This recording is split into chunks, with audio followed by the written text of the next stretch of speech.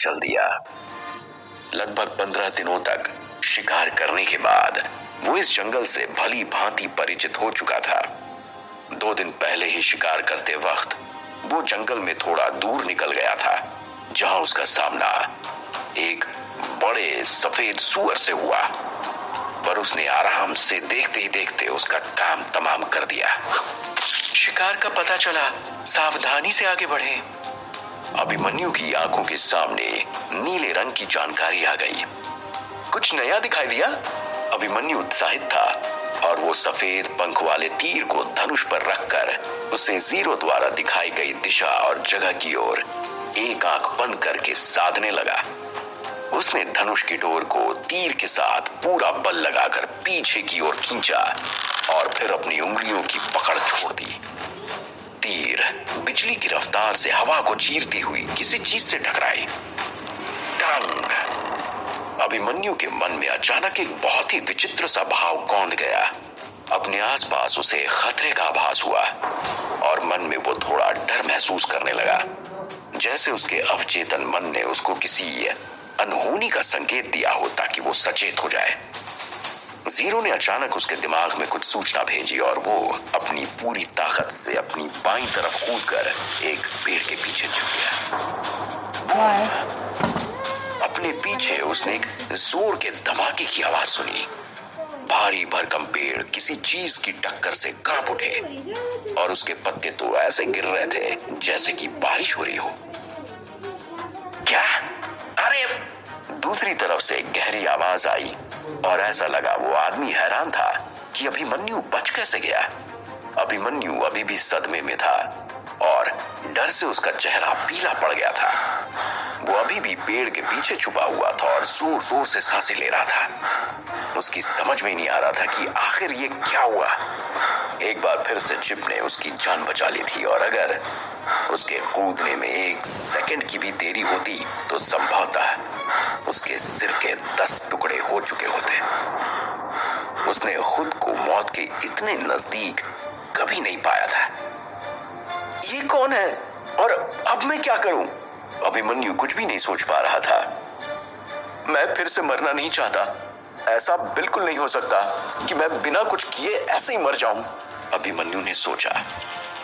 इस दुनिया में पुनर्जीवित होने से पहले ध्रुव बस एक साधारण सा युवक था और बिना जान के खतरे के शांतिपूर्ण वातावरण में रहता था, जहां जीने के लिए इतनी जद्दोजहद नहीं करनी पड़ती थी।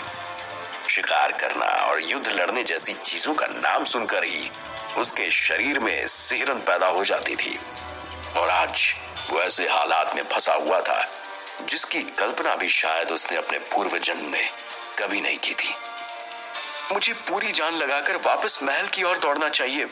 वहां पहुंचकर मैं सुरक्षित हो जाऊंगा, ध्रुव ने थोड़ा सा होश में आते हुए खुद से कहा।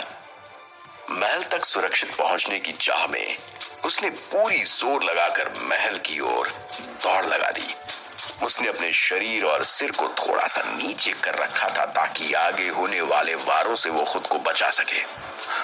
दाईं ओर पैर फेंको, जीरो ने सूचना दी। ध्रुव जानता था कि हमला कहां से होगा और वो तेजी से सामने दाहिनी ओर लुढ़क गया। ऐसा करते हुए उसका सिर जमीन पर किसी चीज से टकराया, लेकिन उसके पास इन सब चीजों के बारे में सोचने का समय नहीं था। वो खड़ा हुआ, उसने खुद को संभाला और फिर से और तेजी से उस तरफ दौड़ लगा दी जिस तरफ से वो आया था। एक बहुत जोर की आवाज उसे अपने कानों में वहीं से आती हुई सुनाई दी जहां से वो अभी लुढ़क कर उठा था। ध्रुव ने पीछे मुड़कर नहीं देखा और जितनी तेजी से हो सकता था उतनी तेजी से भागता रहा। लानत है, दोबारा बच गया, वो आदमी खुद को कोसते हुए चिल्लाया। ध्रुव पागलों की तरह भाग रहा था। दोनों तरफ के पेड़ ऐसे लग रहे थे जैसे वो पीछे की तरफ उड़ रहे हो।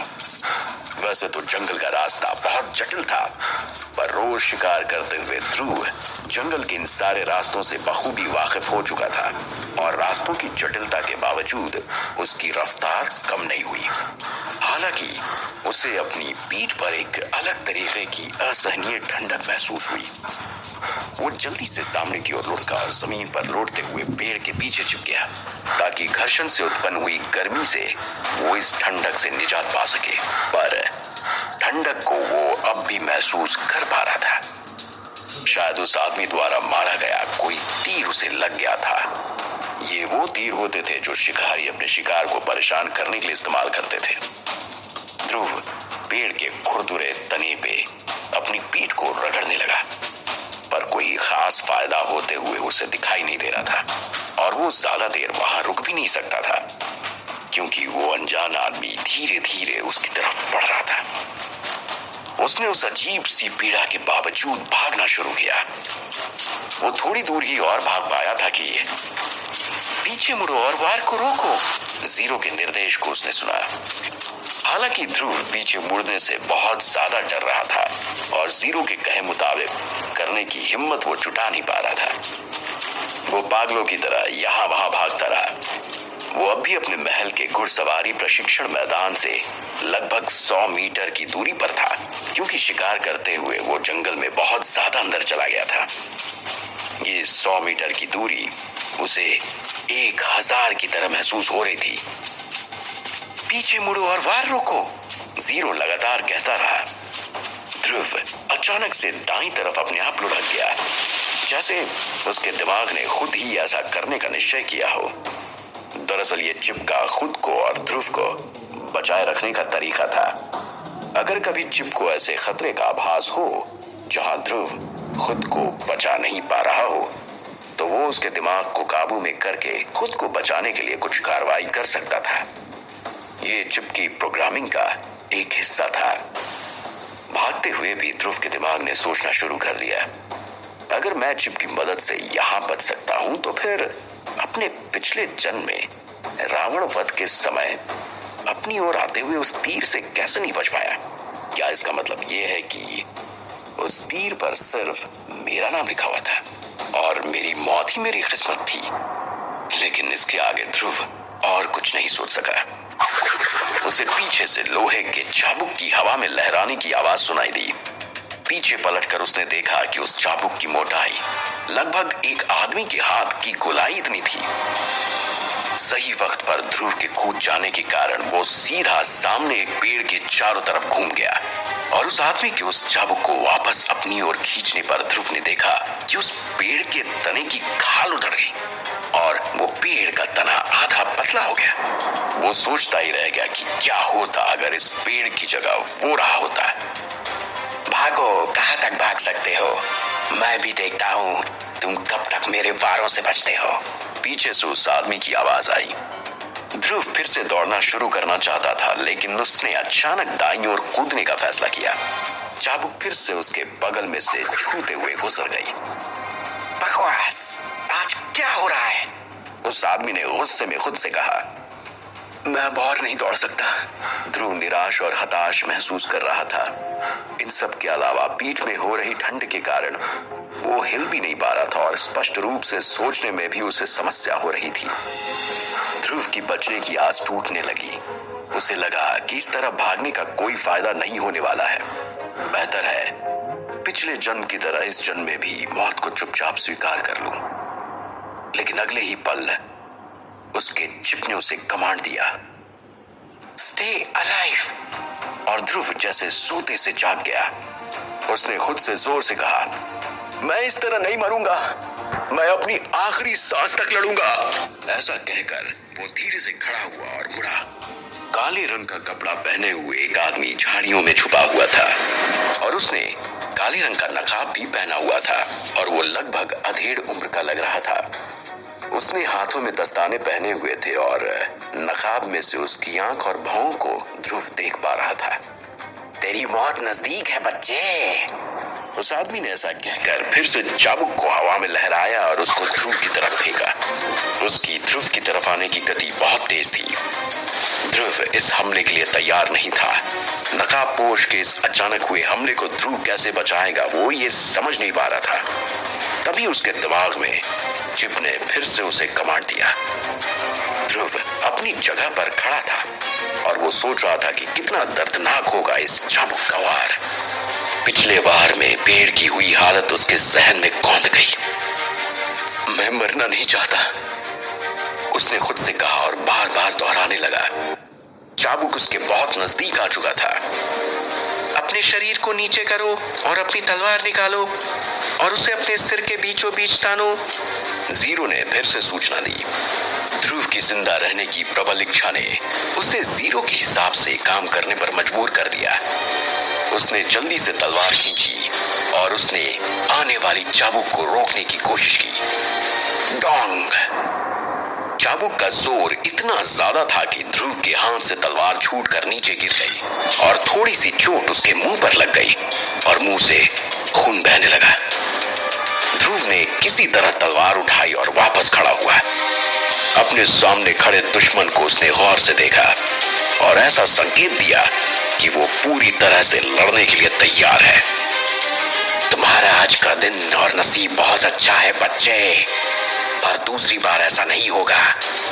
उस काले कपड़े वाले आदमी ने ऐसा कहते हुए हवा में हाथ लहराकर अलविदा का संकेत दिया और दूसरी तरफ जंगल में भाग गया। ध्रुव तब तक नहीं हिला जब तक वो आदमी आंखों से पूरी तरह ओझल नहीं हो गया। वो जानता था कि अगर वो आदमी नहीं जाता तो उसकी मौत तय थी और उसकी लाश को अभी तक कीड़े खाना शुरू भी कर चुके होते। चिप की मदद से भी वो चाबुक के वार को पूरी तरह से रोक नहीं सका था। ध्रुव ने पहले कभी एक असली लड़ाई नहीं लड़ी थी और उसका दुश्मन एक बहुत ही अनुभवी और ताकतवर लड़ाकू था। यदि उसने चिप की रिपोर्ट का पालन नहीं किया होता तो पीछा शुरू होने से पहले ही उसकी मृत्यु हो जाती। कुछ देर आराम करने के बाद उसने गहरी सांस ली। आसपास देखते वक्त उसे जमीन पर एक कार्ड मिला। उठाने पर उसमें काले रंग की स्याही से कुछ लिखावट थी और बीच में खूनी लाल मकड़ी का चिन्ह बना हुआ था। ध्रुव ने उसे अपने पास रख लिया और महल की ओर चल दिया। उसकी हालत बहुत खराब थी। वहां दूसरी तरफ पाशा बहुत दर्द और गुस्से में था। लड़ाई शुरू होने से पहले ही उसका हाथ चोटिल हो गया था। दरअसल शुरुआत में ध्रुव के द्वारा छोड़ा गया तीर उसके हाथों में आकर लग गया था।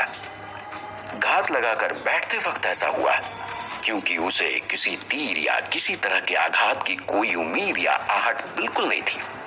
हालांकि समय रहते उसने उस तीर को रोक लिया था जो सीधे उसके चेहरे पे लग जाती अगर वो अपना हाथ बीच में ना लाता। उसका हाथ गंभीर रूप से जख्मी हो गया था। किसी कारण से वो बहुत कमजोर और बीमार महसूस कर रहा था। लानत है। पासा ने खुद के माथे को छुआ और देखा कि उसे बुखार है। बाण में वास्तव में जहर था। वो छोटा चूहा वो तीर को जहर में डुबा कर लाया था। एक बार मेरे हाथ आ जाए मैं उसे जिंदा नहीं छोड़ूंगा। वो कोसता रहा और फिर उसने एक पीले रंग का छोटा कागज का थैला निकाला और उसके अंदर रखे हुए सफेद चूर्ण को खा लिया। यहाँ लगभग मेरी जान चली ही गई थी। भगवान का शुक्र है तीर पे लगा हुआ जहर लाल रंग के एक आंख वाले सांप का था और मैंने इसके लिए तैयारी कर रखी थी। पासा ने सोचा, लेकिन वो अभी भी बहुत बीमार था। तीर लगने के बाद उसने ध्रुव को मारने के लिए जो मेहनत की थी, इस वजह से इतने वक्त में वो जहर उसके पूरे शरीर में फैल गया था और उसे ठीक होने में घंटों लगने वाले थे। इतने घंटों तक सुरक्षित सोने के लिए वो पेड़ पर चढ़ गया और उसकी एक बाईं शाखा पर उसने पैर रखा, पर वो शाखा उसका वजन झेल नहीं पाई और वो नीचे गिर गया और उसका सिर एक नुकीले पत्थर पर जा लगा। उसके माथे से खून बहने लगा। अरे आज हो क्या रहा है? पासा गुस्से से तिलमिला उठा और कोसते हुए उसने कहा, यहाँ दूसरी तरफ ध्रुव महल में पहुंचा और सीधा सबकी नजर बचाकर बाथरूम में घुस गया। उसने दरवाजा बंद किया और सीधा नहाने के टब में खुद को डुबो कर लेट गया। टब में गर्म पानी से उसे थोड़ा आराम महसूस हुआ। ये दुनिया कितनी खतरनाक थी, इस बात का एहसास उसे आज हुआ था। ध्रुव के पास सिर्फ शुरुआती तलवार चलाने की कला और जिप का साथ था। हालांकि अभ्यास करते हुए उसने अपनी सहन शक्ति, आंतरिक बल और फुर्ती काफी हद तक बढ़ा ली थी और वो लगभग एक योद्धा जितनी कुशलता हासिल कर चुका था। पर युद्ध के सारे दांव पेच वो अभी भी नहीं जानता था। उसने अपने चेहरे को पानी से साफ किया और उस कार्ड के बारे में सोचने लगा। कहीं कार्ड का मतलब ये तो नहीं कि वो वापस आएगा? उसने खुद से पूछा। उसके वापस आने की सोच से ही वो घबरा गया। वो जानना चाहता था कि कार्ड का वास्तव में क्या मतलब है। आखिर ये आदमी ध्रुव को क्यों मारना चाहता है और क्या होगा जब वो दोबारा आएगा।